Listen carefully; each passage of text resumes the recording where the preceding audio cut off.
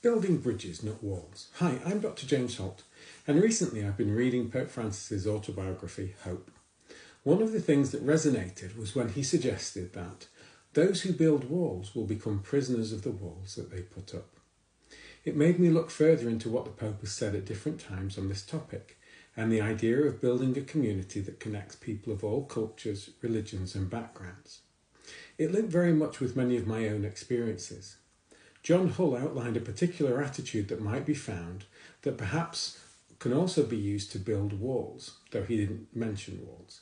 He said, "I am holy," the argument says, "and you are holy, but the ground between us is unholy ground, and we will contaminate each other through harmful mingling of blood if we meet." The idea seems to be that by coming into contact with the other, we might be challenged and our identities and rights eroded.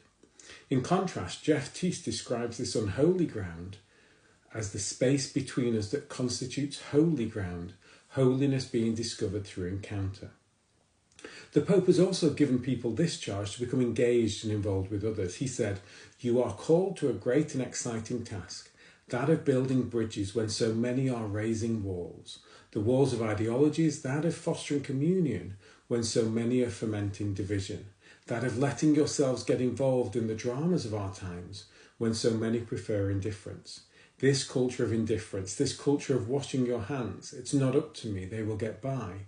This does a great deal of harm."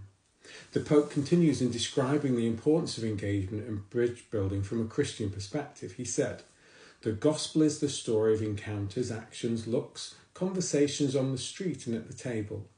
I dream of a communication that is able to bear witness today to the beauty of the encounters with the Samaritan, with Nicodemus, with the adulteress, with blind Bartimaeus.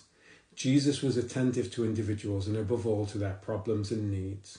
He continues, "We are called to do likewise, because by encountering love, the love of Jesus, we become capable of forging bonds of fraternity, of recognizing the dignity of each human being, and of working together to care for our common home." For me, engaging with others in all their forms is transformative. In genuine encounter with others, people can develop understandings not previously considered, as they're open to learn from what they experience. When our hearts and minds are properly focused, our dialogues with one another, however impassioned they may be, become the means by which we lovingly help each other appreciate aspects of God's work we might otherwise overlook or fail to understand. A person cannot help but be changed by engagement with others. The benefits of engagement are not just a greater understanding of others, but also a greater understanding of what it means for the person themselves.